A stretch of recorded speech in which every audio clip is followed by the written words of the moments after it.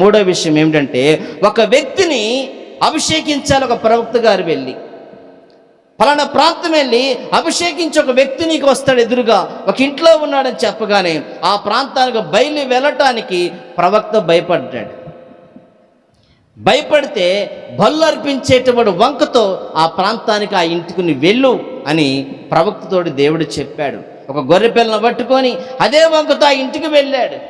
వెళ్ళిన తర్వాత ఆ ఇంటిలో ఉన్నటువంటి కుమారులందరూ కూడా ఎదురుగున్నప్పుడు వారిని దేవుడు ఎన్నుకున్నాడో అనుకుంటూ మొదటగా పెద్దవాడిని పిలిపించిలాగా నిలబడగానే వాడు కాస్త పుష్టిగా కండగా హైట్గా ఉన్నాడు. దేవుడు చిత్తమేమో అనుకుంటూ ఉన్నాడు, ఇతనేమో దేవుడు కోరుకున్నాడు అనుకున్నాడు. కానీ దేవుడు అంటున్నాడు, స్వరం మాట్లాడుతుంది, నేను ఇతన్ని కోరుకోలేదు.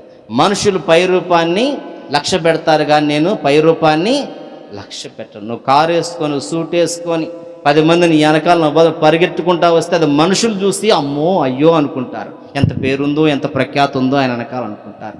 దేవుడు ఏం పట్టించుకోడు దాని గురించి.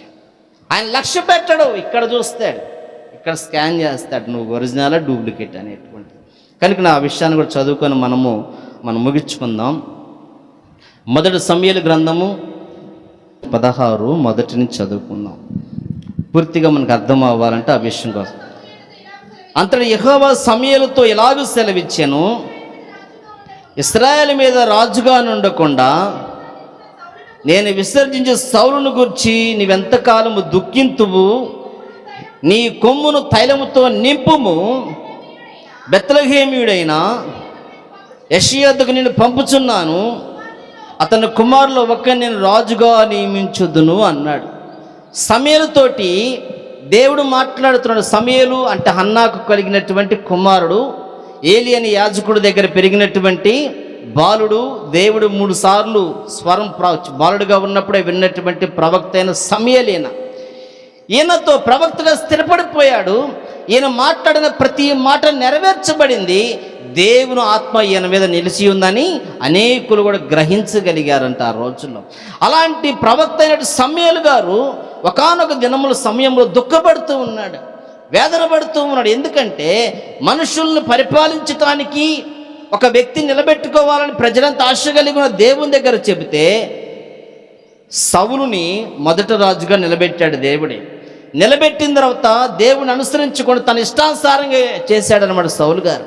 కనుక్కుని ఆయన విషయమై బాధ కలిగి దుఃఖంతో ఉంటున్నటువంటి సందర్భంలో సమూయేలు ఆ విషయంతో అప్పుడు ఏమంటాడంటే, నీవెంతకాలం దుఃఖింతువు, నీ కొమ్మును తైలంతో నింపుము, బెత్లెహేమీయుడైన యెషయా యొద్దకు నిన్ను పంపుచున్నాను, అతని కుమారులో ఒక్కరిని నేను రాజుగా నియమించుదును.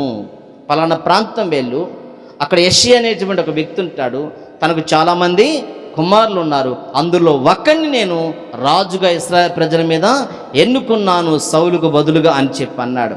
కనుక నీ విషయం సౌలు గారికి తెలిస్తే నన్ను చంపిస్తాడు కదా, అభిషేకించడానికి వెళితే అందుకోసం కాదు, దేవుడికి బలు అర్పించడం కోసం సమాధానం కోసం వెళ్తున్నట్టుగా నువ్వు వెళ్ళమన్నాడు. అదేవిధంగా వెళ్ళాడు. వెళ్ళిన తర్వాత అక్కడ యెషయాతో మాట్లాడి సమాధానం వస్తున్నాడు. సమాధానంగానే నేను వస్తున్నాను అని చెప్పి తన కుమారుని పిలిపించాడు. పిలిపించిన సమయంలో బైబిల్ గ్రంథంలో 6వ వచనంలో చదువుకుందాము. 6వ వచనంలో 6వ వచనమేనా, వారు వచ్చినప్పుడు అతడు ఎలియాబును చూచి, నిజముగా యెహోవా అభిషేకించువాడు ఆయన ఎదుట నిలిచి ఉన్నాడని అనుకోనేను. అయితే యెహోవా సమూయేలుతో ఎలాగూ సెలవిచ్చెను, అతని రూపమును అతని ఎత్తును లక్ష్య పెట్టకము, మనుషులు లక్ష్య పెట్టు వాటిని యెహోవా లక్ష్య పెట్టడు, నేను అతన్ని త్రోసివేసి ఉన్నాను. మనుషులు పైరూపం లక్ష్య పెట్టుదురు కానీ యెహోవా హృదయమును లక్ష్య పెట్టును. ఇప్పుడు అర్థమైందా మీకు? పై రూపాన్ని కాదు మనం చూడాల్సింది, ఏ రూపాన్ని అంట ఇక్కడ చూడాలి. మనుషులు పై రూపాన్ని చూస్తారంటే దేవుడే చెప్పాడు, నేను చెప్పటం లేదు. మనుషులంతా కూడా నాతో సహా పై రూపాన్ని చూస్తాడు, వాడు మెయింటెన్స్ చూస్తారు. భక్తి కాదు చూసేది. తను ఎలాంటి వస్త్రాలు ధరింపు చేశాడా, ఎలాంటి కారులో ఉన్నారా, ఎలాంటి మేడల్లో ఉన్నారా, వాళ్ళ మెయింటెనెన్స్ ఏమిటి, వాళ్ళ పేరు ప్రఖ్యాతులు ఏమిటి? ఇది చూసేది ప్రతి ఒక్కళ్ళు కూడా. భక్తి కూడా చోట్ల అనకూడదు, కానీ చదువుకున్న వాళ్ళు కూడా ఈ రోజుల్లో భక్తి కోసం పోకలాడి, ప్రభు భక్తి కలిగినటువంటి నీ సన్నిధి ఎక్కడుందో నీవు నాకు చెప్పు, అది లేదు. నువ్వు వెనకాల నేను వెనకాల, నువ్వు వెనకాల నేను వెనకాల, గుంటలో పడే రోజు ఒక రోజు ఉంటుంది. అర్థమవుతుందా? నేను చెప్తున్నాను, ఒక రోజున మాకు సేవకులు అయిపోయిన తర్వాత ఒక సభలు జరుగుతుంటే ఒకసారి కూర్చున్నా నేను. ఆర్ఆర్కే మూర్తి గారు వస్తున్నారంటే, పెద్దవారు రేడియోలో చిన్నప్పుడు విన్నాను, మంచిగా వాక్యం ఉంటుందని కూర్చుంటే ఆయన రాల. ఎవరో లాయర్ అంట, ఆయన అంత డబ్బు ఇచ్చాడు అప్పటి వాక్యం చదవటానికి, ఆ సభలకు డబ్బులు ఇచ్చాడంట. డబ్బులు ఇచ్చినందుకు మెసేజ్ ఇచ్చారు. సేవకులమైన దేవుని మీద ప్రేమతో గౌరవంతో కూర్చున్నాం అందరి విశ్వాసులు అని. ఆయన వస్తారు, పెద్దవారు 4 మాటలు విందామని. అయిపోయింది. ఈ మాట తప్పుగా అనుకోవద్దు, ఎవరు కూడా విమర్శించుకోవాల్సిన అవసరం అంతకాలం, అది వ్యక్తిగత జీవితానికి సంబంధించింది. మీకు కూడా చేతనైతే ఎవరైనా ప్రార్థన చేసి దేవుని కనిపెట్టుకొని తెలిసి వచ్చింది అనమాట. ఆ రాత్రి వెళ్ళిపోయిన తర్వాత సిగ్గు లేకుండా వస్త్రహీనుడిని అయిపోయి స్నానం చేస్తాను రోడ్డు, బాత్రూంలో కూడా కాదు. ఏంటి ప్రభా ఎలా కూర్చుందని చెప్పి ప్రార్థన చేస్తుంటే చెప్పులు పోయినాయి. తెల్లారి మళ్ళీ పాదాలకు చెప్పులు పోయినాయి, ఒంటి మీద వస్త్రాలు పోయినాయి. సిగ్గు కూడా లేదు నాకు, దుఃఖం వచ్చింది. ఇంటికి వచ్చి కూర్చొని ప్రార్థన చేశాను. ఏంటి ప్రభా ఇలా ఎందుకు కనపడింది? మేము కూడకిలకి వెళ్ళి వస్తున్నాం కదా, సభలకే కదా పోయిందంటే, అక్కడ నడిపించేటువంటి వ్యక్తి అంట మేము మీటింగ్స్ పెడుతున్నామని చెప్పి మామూలుగా ఎత్తలేదంట. ఏం ఎత్తలేదంట? చందా మామూలుగా ఎత్తలేదంట. లాయర్ల దగ్గరకు కానీ పెద్ద పెద్ద ఉద్యోగస్తుల దగ్గరికి వెళ్ళి ఆ సభలో ప్రసంగం చేయటానికి మీకు కొంత సమయం ఇస్తామని చెప్పి ప్రలోభ పెట్టి అనేక మాటలు చెప్పి వాళ్ళ దగ్గర డబ్బులు తెచ్చి సభలు పెట్టారు. దేవుని మహిమార్థమే కాదు అది. వాళ్ళు వస్తే అభిషిక్తుడైన సరే సేవకుని దింపేసే సమయం వాళ్ళంతా బట్టికి.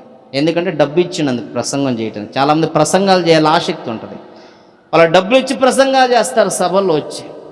అలాంటివే సభలు అని చెబితే అది నాకు తెలియక వెళ్ళాను. ప్రభా నీకు మహిమకరమే వెళ్ళటం, వెళ్ళకూడదని అంటలేదని ప్రభు అంటారు. మహిమకరమే, కానీ అందులో జరిగిన లోపము ఇది. తర్వాత చూస్తే మెయింటైన్ చేసిన కుర్రాడు మామూలుగా తిరుగుతున్నాడు, మామూలు మనుషుల్లా తిరుగుతున్నాడు. నిన్నంత సభల్లో ఉండి గ్రాండ్గా జరిగించాడు. ఏంటంటే అదొక వ్యాపారం. ఏమిటంటే అదొక వ్యాపారము. మళ్ళీ 4 రోజులు పట్టింది నాకు మొత్తం తెచ్చుకోవడానికి. ప్రార్థనలోకి వచ్చాను. కనుక దేవుని చిత్తం తెలుసుకోవాలి. మనుషులు పై రూపాన్ని చూస్తారు, దేవుడు అంతరంగాన చూస్తాడు. అందుకని ఏమంటే మనుషులు లక్ష్య పెట్టు వాటి యెహోవా లక్ష్య పెట్టడు, నేను అతను త్రోసివేసి ఉన్నాను అన్నాడు. పెద్ద కుమారుడు త్రోసివేసిన పై రూపం లక్ష్య పెడతాడు, కానీ యెహోవా హృదయం చూస్తాడనేటువంటి మాటని చాలా స్పష్టతను ఇచ్చాడు. 8వ వచనంలో కూడా యెష్షయి అబీనాదాబును పిలిచి సమూయేలు ఎదుటికి అతను రప్పింపగా అతను యెహోవా అతను కోరుకొనలేదని. మళ్ళీ ఇంకో 2వ కుమారుడు రప్పించాడు. యెష్షయి రప్పిస్తే అతను కూడా కోరుకోలేదు దేవుడు, ఇతను కూడా కోరుకోలేదని చెప్పాడు. అప్పుడు యెష్షయి షమ్మాను పిలవగా అతడు యెహోవా అతను కోరుకొనలేదు. 3వ కుమారుని కూడా పిలిపించాడు.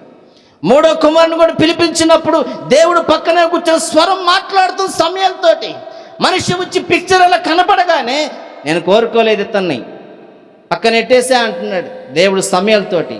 ఎమ్మటే ఎన్ను కోరుకోలేదయ్యా దేవుడు, ఎన్ను కోరుకోలేదా దేవుడు, ఎన్ను కోరుకోలేదయ్యా దేవుడు అంటూ ఉన్నాడు. 3 అయిపోయారు, ఇంకా 4 ఉన్నారు.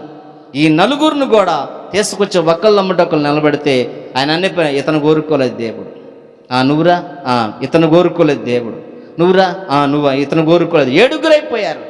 ఇదేంటి? దేవుడేమో వెళ్ళమన్నాడు, ఈయన కుమారులు ఒకడన్నాడు, 7 కుమారులు వచ్చారు, మరి ఎవరిని కోరుకోలేదంట. ఏంది అసలు? ఆయన మైండ్ ఇదైపోయాడు, ఆశ్చర్యపోతున్నాడు. యెష్షయిని పిలిపించి అన్నాడు, ఏమన్నాడంటే అసలు నీకు ఎంతమంది కుమారులు? ఏమడిగాడంట? హల్లెలూయా చెప్దామా?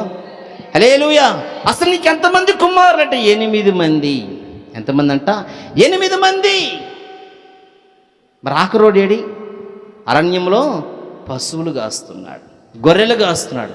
పిలిపించు అనగానే పిలిపిస్తున్న సందర్భంలో దేవుడు అంటాడుగా 10 చదువు, యెషయా తనకు 7 కుమారులను సమూయేలు ఎదుటికి పిలవగా సమూయేలు యెహోవా వీరిని కోరుకొనలేదని చెప్పి నీ కుమారులందరూ ఇక్కడనే ఉన్నారు అని యెషయాను అడగగా అతను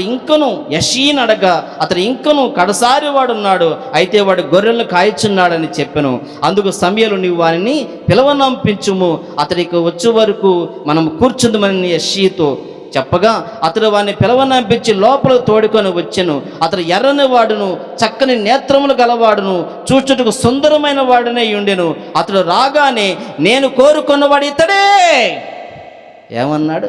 నేను కోరుకున్నవాడు ఇతడే ఇతడే ఇతడే అని చెప్తున్నాడు దేవుడు. ఎంత సంతోషం వేసింది, అర్థమవుతుందా? పెండ్లి పందిట్లోకి పెండ్లి కుమారుడు కూర్చున్నప్పుడు, పెండ్లి కుమారుడు వస్తున్న సందర్భంలో పెళ్లి కొడుకు హృదయంలో ఏమైంది తెలుసా? తెలియనటువంటి ఉత్సాహము వస్తూ ఉంటుంది. వస్తున్న పెండ్లి కుమార్తెకు కూడా వివాహం ఆడబోయేవాడు ఎదురుగా కూర్చున్నప్పుడు ఉచ్చిరాని సిగ్గు, ముసిముసి నవ్వులు సిగ్గు కనపడదు ఎవరికి కూడా.